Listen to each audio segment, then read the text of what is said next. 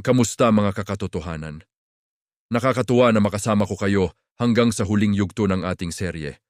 Ito na ang ating grand finale episode, ang episode 20 ng Tama Legal Makadiyos. Sa loob ng 19 na episode, sinuri natin ang iba't ibang aspeto ng ugaling Pilipino sa lente ng moralidad, legalidad at ng Biblia. Mula sa pakikisama, utang na loob hanggang sa pagiging maparaan at pag-aalaga sa pamilya, nakita natin kung paano hinuhubog ng tatlong haliging ito ang ating pagkatao. Ngayon, pagsasama-samahin natin ang lahat. Ang tanong, ano nga ba ang resulta kapag ang ating moralidad, ang pagsunod sa batas at ang ating pananampalataya ay nagkaisa? Ang sagot ay biyaya. Isang napakalaking biyaya na dumadaloy hindi lang sa ating personal na buhay, kundi sa buong komunidad. Isipin ninyo ito, kapag ang isang desisyon ay tama sa moral, legal at naaayon sa salita ng Diyos, anong klaseng kapayapaan ang dulot nito? Wala kang alalahanin. Wala kang takot na baka may nasagasaan kang tao, may nilabag na batas. O higit sa lahat, hindi ka nalayo sa kalooban ng Diyos. Ito ang tunay na kapangyarihan ng pagsasama-sama ng morality, legality at ng Biblia. Ito ang pundasyon ng isang matatag at matuwid na pamumuhay. Sa konteksto ng ating kulturang Pilipino, ito ang sagot sa maraming isyu na kinakaharap natin. Halimbawa, sa usapin ng korupsyon.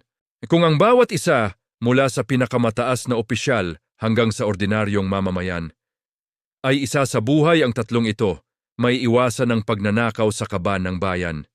Dahil ito ay immoral, ilegal, at labag sa utos ng Diyos. Sa usapin naman ng pamilya, kung ang pagmamahalan at respeto ay nakabatay sa tatlong ito, mas magiging matibay ang pagsasama at maiiwasan ang pagkakawatak-watak. Ang pinakamahalagang aral na natutunan natin sa seryeng ito ay hindi sapat ang isa lang. Hindi sapat na legal ang isang bagay kung ito naman ay immoral.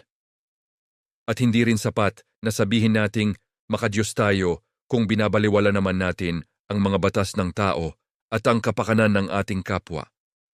Ang tunay na integridad ay ang pagkakaisa ng tatlong ito sa bawat kilos, salita at pag-iisip.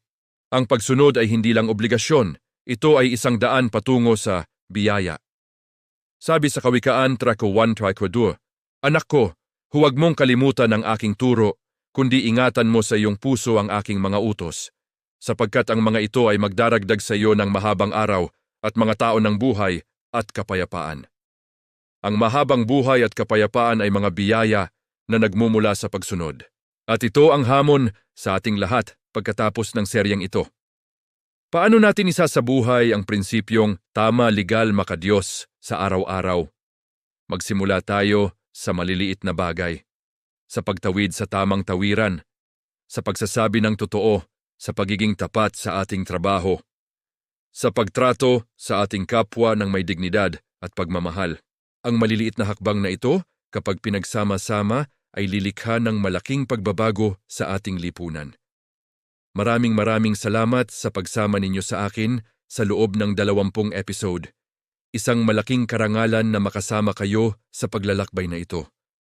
Sana ay may napulot kayong aral at inspirasyon.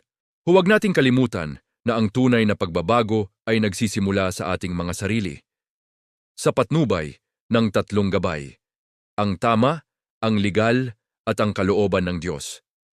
Hanggang sa muli nating pagkikita sa mga susunod pang content. Kung nagustuhan ninyo ang seryeng ito, huwag kalimutang mag-like, mag-share, at mag-subscribe para sa marami pang talakayang puno ng katotohanan.